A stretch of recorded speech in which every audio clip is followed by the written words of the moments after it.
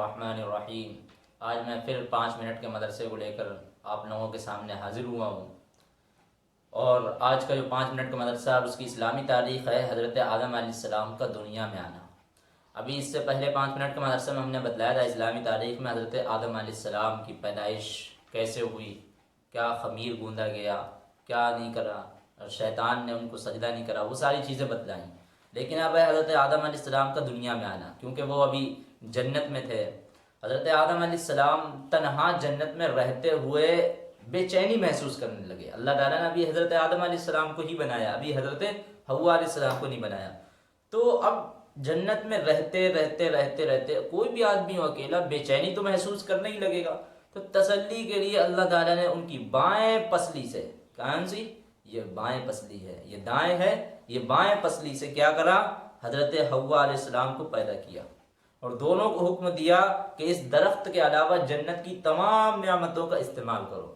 بس یہ حکم دیا کہ اس درخت پر نہ جانا، اور باقی جنت کی جو تمام نعمتیں اس کو خوب جی چاہو، جیسا چاہو ویسا استعمال کرو۔ اور بتا دیا اللہ تعالیٰ نے ان کی بائیں جانب سے، ان کی پسلی سے حضرت حوا علیہ السلام کو پیدا کرا۔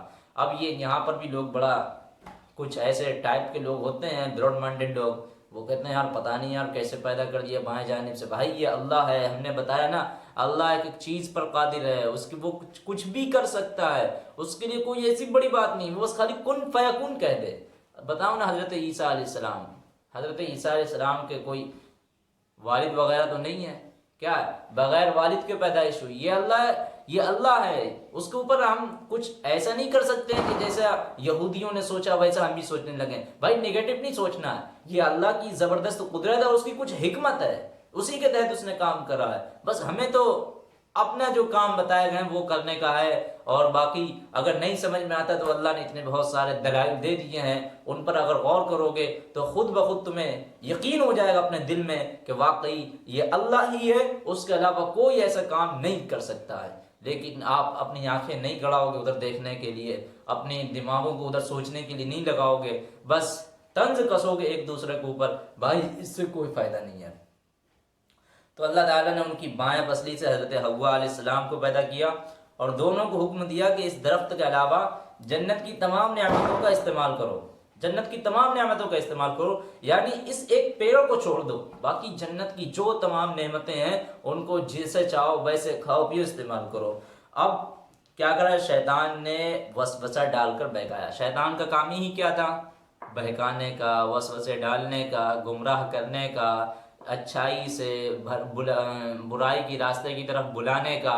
تو وہ تو شیطان تو پہلے سے ہی گمراہ ہو گیا، اور یہی شیطان کون تھا؟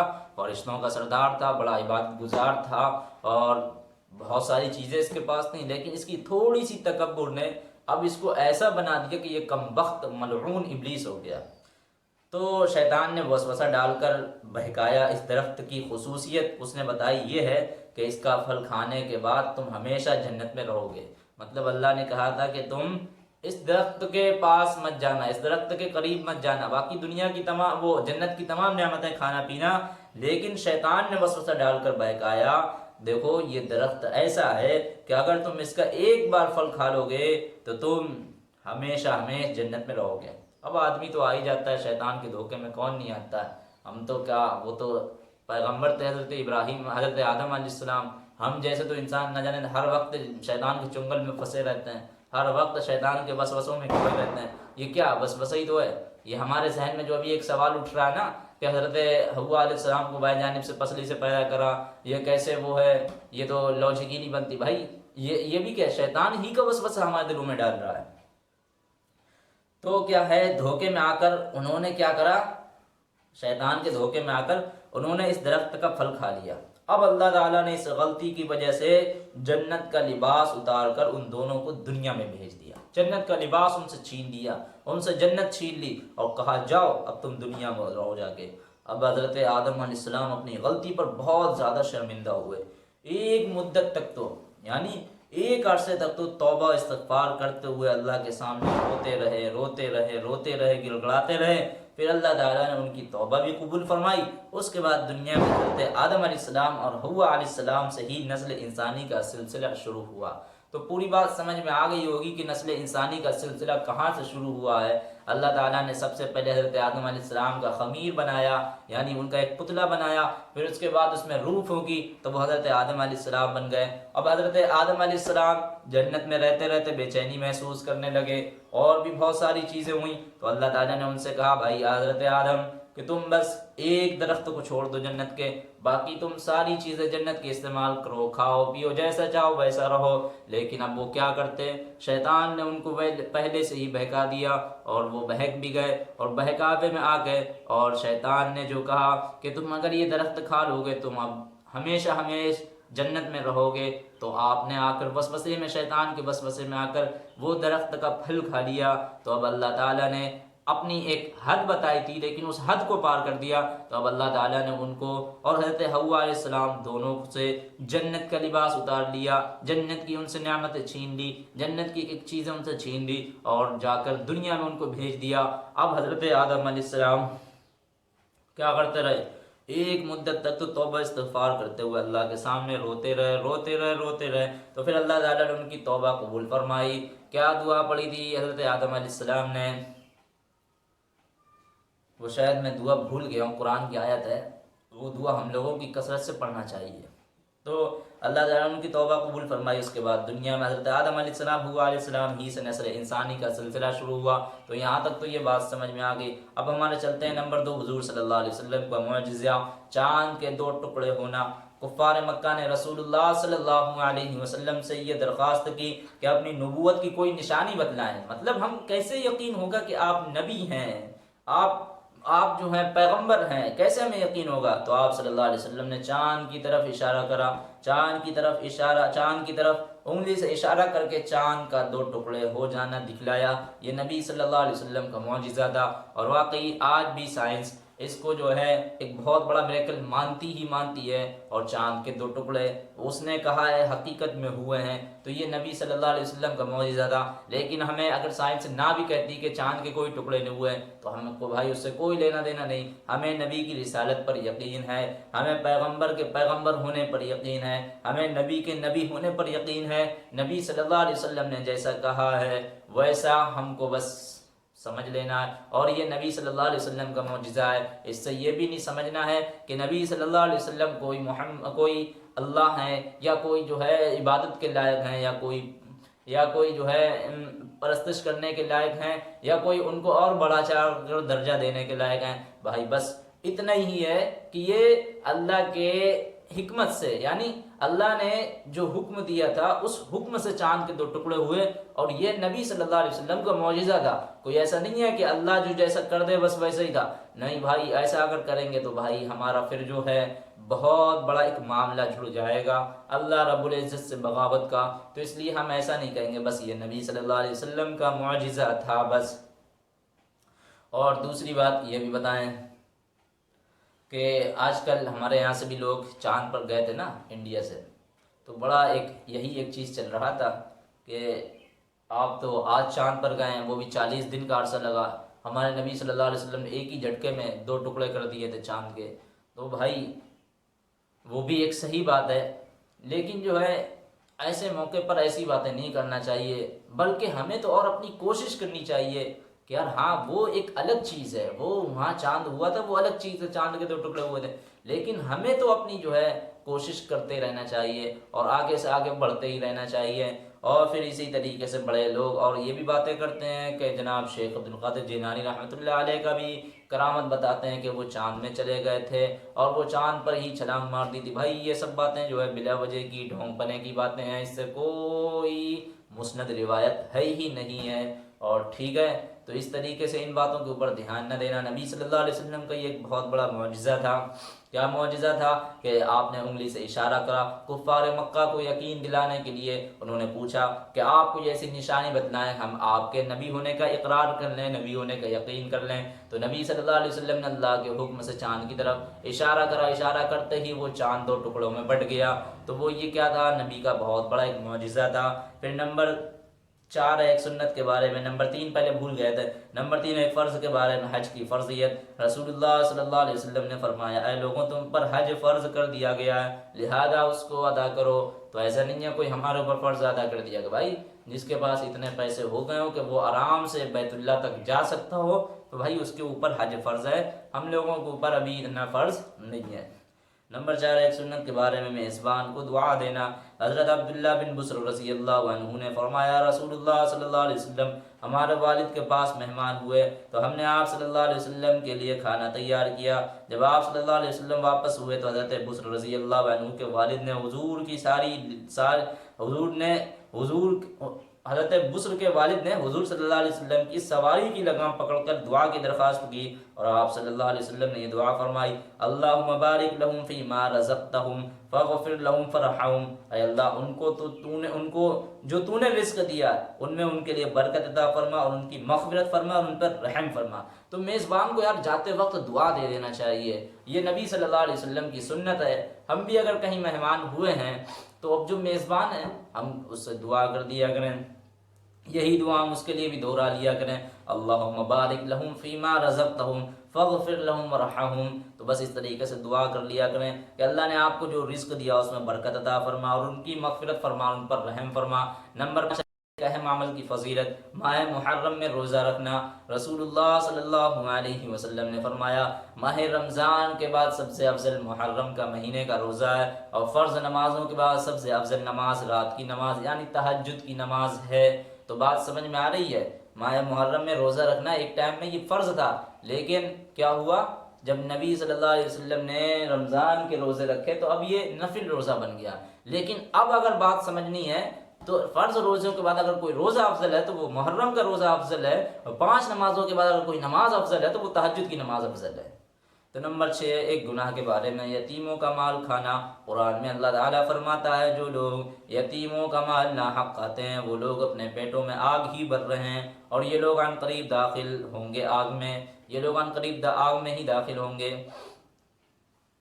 پھر نمبر 7 ہے دنیا کے بارے میں، دنیا کا فائدہ وقتی ہے۔ قرآن میں اللہ تعالیٰ فرماتا ہے اے لوگوں تمہاری نافرمانی اور بغاوت کا وبال تم ہی پر پڑنے والا ہے، دنیا کی زندگی کے سامان سے تھوڑا سا فائدہ اٹھا لو پھر تم کو ہماری طرف واپس آنا ہے تو ہم سب ان کاموں کی حقیقت سے تم کو آگاہ کر دیں گے جو تم کیا کرتے تھے۔ تو دنیا کا فائدہ ایک وقتی ہے، اگر ہماری ایسی خواہش ہے کہ بھائی ہمارا ایسا کچھ وہاں پر معاملہ نہیں ہے، بس یہیں پر جو کر لو وہی ختم ہے، اس کے بعد زندگی نہیں ہے، تو پھر بھائی قرآن کو پڑھ لینا چاہیے، اللہ کے فرمان کو پڑھ لینا چاہیے، اور اس کائنات کو جس نے بنایا ہے، جس نے ہم انسانوں کی تخلیق فرمائی ہے، اتنی ساری مخلوقوں کو پیدا کر رہا ہے اور اس کے بعد موت جیسی ایک چیز بنائی ہے، اور تو وہ اس کو قرآن کا پڑھ لینا چاہیے۔ قرآن میں کیا کہہ رہے ہیں؟ قرآن میں اللہ تعالیٰ کہتے ہیں اے لوگوں تمہاری نافرمانی کا وبال تم ہی پر پڑنے والا ہے اور دنیا کی زندگی کے سامان سے تھوڑا سا فائدہ اٹھا لو، تھوڑا سا فائدہ اٹھا لو، پھر تم کو ہماری طرف واپس آنا اور ہم ان سب کاموں کی حقیقت سے تم کو آگاہ کر دیں گے جو تم کیا کرتے تھے۔ آج ہم یہ سوچتے ہیں کہ اللہ کے پاس اتنا پاور ہی نہیں ہے، آج ہم جو کام کرتے ہیں بے نڈر ہو کے کرتے ہیں، بے خوف ہو کے کرتے ہیں، اللہ کا کوئی خوف نہیں ہے، اس کا کوئی ڈر نہیں ہوتا ہے، ہم گناہ کر دیتے ہیں، ہم سوچتے ہیں کہ ایسا کچھ نہیں ہوگا، بلکہ اللہ کہہ رہے ہیں کہ ہم تم کو ان کاموں کی حقیقت سے آگاہ کر دیں گے جو تم نے کرے ہیں، اور واقعی وہ آگاہ کر دیں گے کیسی اس کی زبردست یار چیزیں ہیں، اس کے ہاتھوں میں قدرت ہے، اس کے ہاتھوں میں پاور ہے، وہ چاہے تو کہ ہمارے جسم کے اعضاء کو بولنے پر لگا دے گا کہ ہاں انہوں نے ہمارے اس انگلی سے یہ گناہ کرا تھا، اس ٹانگوں سے یہ گناہ کرا تھا، وہ زمین جس پر ہم کھڑے ہوں گے، وہ جس زمین پر ہم کھڑے ہو کر آج گناہ کرتے ہیں، وہ زمین بھی کل قیامت کے دن گواہی دے دے گی، وہ فرشتے جو اپنا رجسٹر لے کر بیٹھے ہوئے ہیں، اگر ہم یہ کہیں گے کہ نہیں یہ بات جھوٹ لکھی ہے تو زمین بھی گواہی دے دے گی، زمین بھی گواہی نہیں دے گی، اگر ہم اس کی بھی نہیں قبول کریں گے تو ہمارے اعضاء، ہمارے انگ، ہمارے جسم جس سے ہم نے گناہ کرا وہ خود ہی گواہی دے دیں گے۔ اس لیے اللہ تعالیٰ سے دعا کرو کہ اللہ تعالیٰ ہم لوگوں کی حفاظت فرما لے، اللہ ہم لوگوں کی نافرمانی سے حفاظت فرما لے، اپنے احکام کی تابع داری کرنے والا بنا دے۔ نمبر 8 ہے آخرت کے بارے میں مومن کے لیے قیامت کے دن کی مقدار۔ رسول اللہ صلی اللہ علیہ وسلم نے فرمایا مومنین پر قیامت کا دن ظہر اور عصر کے درمیانی وقت کے برابر ہوگا، اور جبکہ کیا ہے قیامت کا دن دنیا کے 50,000 سال کے برابر ہوگا۔ قیامت کا ایک دن دنیا کے 50,000 سال کے برابر ہوگا، لیکن ایمان والا اسے ظہر اور عصر کے جتنا درمیانی وقت کے برابر محسوس ہوتا ہے اتنا ہی ہوگا اس کو محسوس۔ یہ بڑی عجیب بات ہے، ایک دن قیامت کا 50,000 سال کے برابر ان لوگوں کے لیے جو نافرمان ہیں، اور جو مومن ہیں ایمان والے ہیں ان کے لیے کتنا؟ عصر کی نماز پڑھی، مغرب کی نماز میں اب جتنا وقت گزرا ان دونوں کے درمیان سے اتنا ہی محسوس ہوگا۔ تو یار یہ بہت مومن کی قیامت کے دن کی مقدار کتنی ہوگی اور کافروں کی کیا ہوگی۔ نمبر 9، طب نبی سے علاج، نظر بد کا علاج۔ حضرت عائشہ رضی اللہ عنہ فرماتی ہیں جس کی نظر لگی ہو اس سے وضو کرایا جائے، پھر اسی پانی سے وہ شخص جس کو نظر لگی ہو غسل کرے۔ نوٹ، جس کے بارے میں یہ گمان ہو کہ اس کی نظر لگی ہے تو اس کے وضو کے پانی سے غسل کرایا جائے۔ تو یہ ایک نظر بد کا علاج بتلایا جا رہا ہے طب نبی سے۔ حضرت عائشہ فرماتی ہیں جس کی نظر لگی ہو اس سے وضو کرایا جائے۔ مان لو میری نظر لگی ہے آپ کو تو میں وضو کروں گا، اور پھر اسی پانی سے وہ شخص جس کو نظر لگی ہے، اب میری نظر لگی ہے آپ کو تو میں وضو کروں گا، اور میں وہ پانی آپ کو کیا کروں گا؟ دے دوں گا۔ آپ کو نظر لگی ہے، پھر اسی پانی سے وہ شخص جس کو نظر لگی ہے اب وہ غسل بھی کر لے گا، یعنی میں وضو کروں گا، آپ کو نظر لگی ہے، آپ اس پانی سے غسل کر لیں گے ملا کے، اور جس کے بارے میں یہ گمان ہو کہ اس کی نظر لگی تو اس کے وضو کے پانی سے غسل کرایا جائے۔ تو بڑی اہم چیز ہے، تو یہ سمجھنے والی چیز ہے۔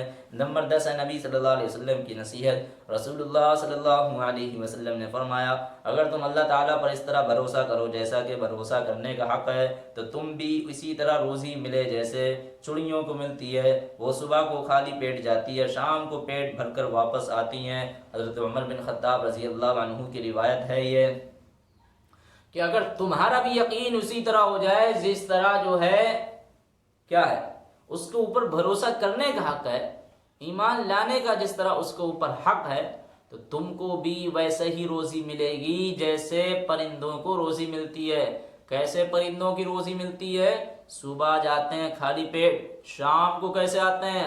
بھر کر آتے ہیں۔ تو ایسے ہی روزی تم کو بھی ملے گی۔ یقین تو کرو، ایمان تو لاؤ اس کے اوپر، پہلے توکل تو کرو اس کے اوپر، یار اس نے ذمہ لیا ہے۔ مگر پھر وہی بات ہے کہ جو ہمارے براڈ مائنڈڈ قسم کے لوگ ہیں وہ اس باتوں کو برا مانیں گے، کہیں گے نہیں نبی سے، اور نبی نے تو اتنی محنت کری ہے، اور اللہ نے خود کہا ہے، اور کیا کہتے ہیں سورہ جمعہ کی وہ آیت ہے، سورہ جمعہ کی ایھا الذین آمنوا اذا نودی للصلاۃ من یوم الجمعۃ فاسعوا الی ذکر اللہ وذروا البیع ذلکم خیر لکم ان کنتم تعلمون فاذا قضیت الصلاۃ فانتشروا فی الارض وابتغوا من فضل اللہ، اور نماز کے بعد زمین پر پھیل جاؤ اور اپنا رزق تلاش کرو، یعنی تو رزق تلاش کرنے کے لیے کہا گیا۔